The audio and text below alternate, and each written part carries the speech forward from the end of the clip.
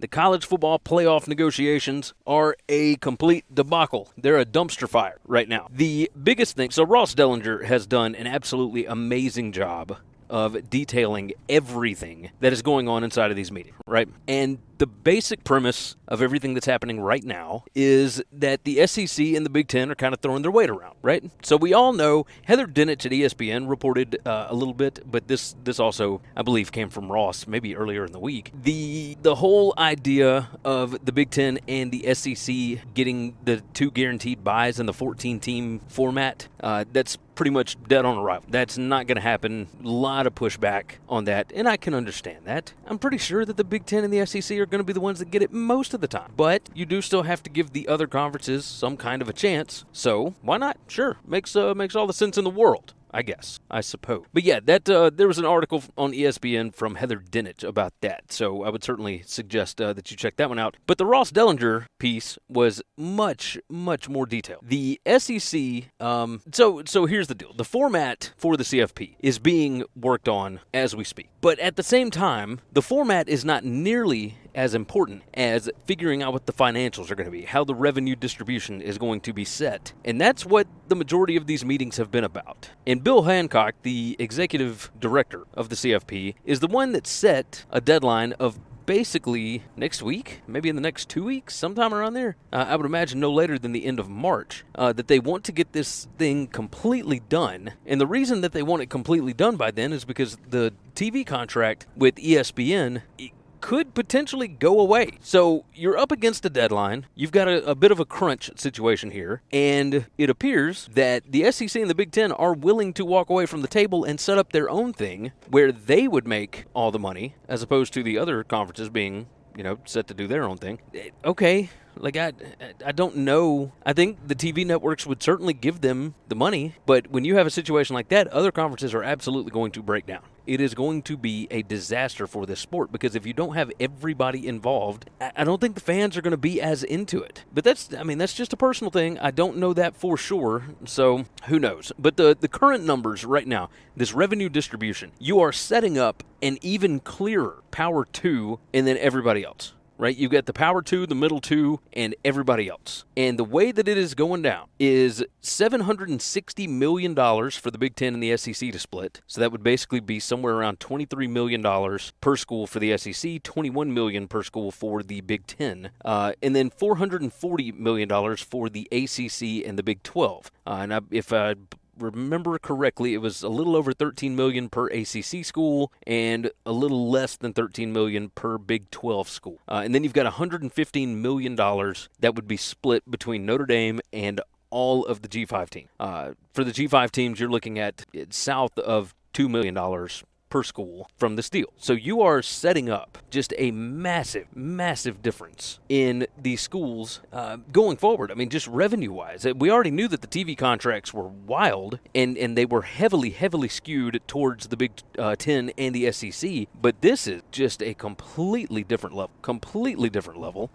And yet, if the ACC and the Big 12 don't agree to it, there is a possibility that the Big Ten and the SEC can go off and do their own thing. So if they're talking about taking $760 million out of a $1.3 billion deal, do we think that an SEC Big Ten only playoff could generate $800 million a year? Could you get more to go and do it on your own? Could you get $1 billion a year for an SEC Big Ten playoff? I mean, those are the biggest brands that you would want, right?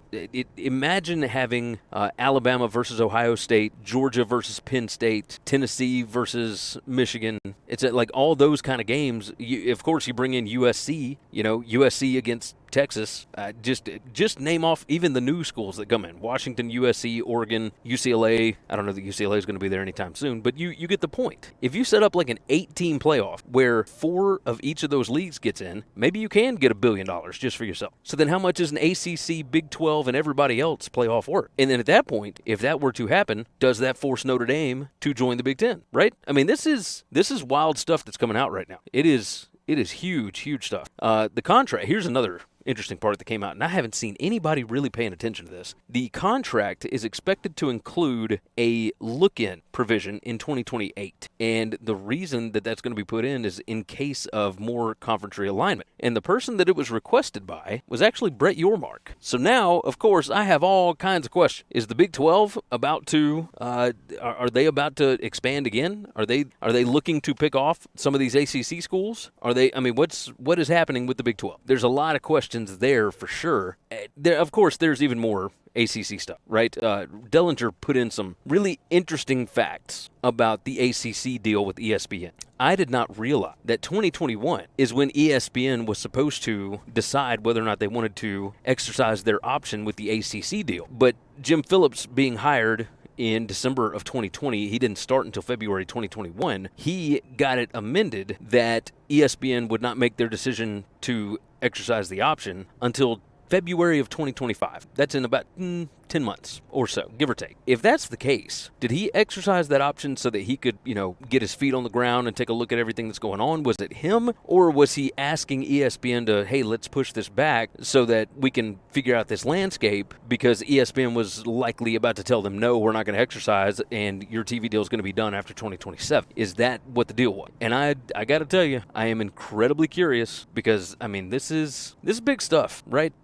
If you remember, the reason why Texas and Oklahoma came to the SEC back in 2020 is because early in 2020, maybe late 2019, Bob Bowlesby went to ESPN and Fox and tried to get them to extend their contract. And those two told him, nah, we're good. We actually think we're paying you guys too much as it. At that point, they weren't going to make more money. That's why Texas and Oklahoma said, okay, we see what the SEC is about to do with ESPN. We need to get in on that because we can't compete at a national level when our peers are making twice as much as we are. And that's exactly what happened with the Big Ten as well. The Big Ten goes out, they get California. All of their schools are, pretty much guaranteed to make around $100 million a year. But when you've got Big 12 schools that are making 30 to 40 and ACC schools that are making somewhere between 30 and 40, but then you got Big 10 and SEC schools already making 100 million, and with the CFP contract, potentially more, the split is huge. Just absolutely huge. So again, biggest thing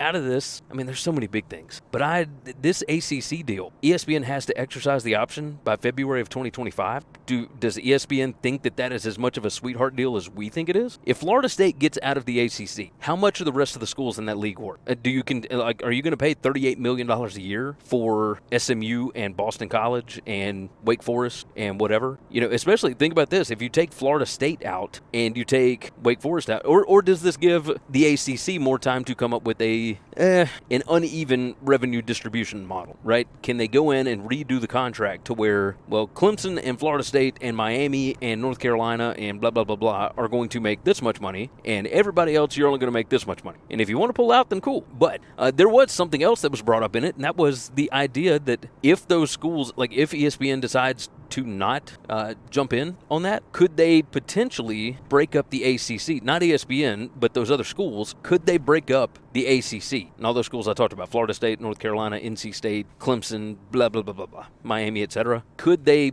break up the ACC and potentially form a smaller league to where they might be able to earn more money? That gets tricky, right? So I am so intrigued by this. That Dellenger article over at Yahoo Sports I retweeted it, so go to my Twitter page, @GaryWCE. I would highly, highly recommend that you read it, because this deal is the future of college football if it ends up being agreed to. And if they don't agree to it, then we could be looking at a split sooner than later. And by the way, all of this money stuff has to do with the fact that everybody knows that you're going to have to pay athletes going forward. So you want to make sure that you are set up for whatever the athlete compensation model looks like as we head into the future.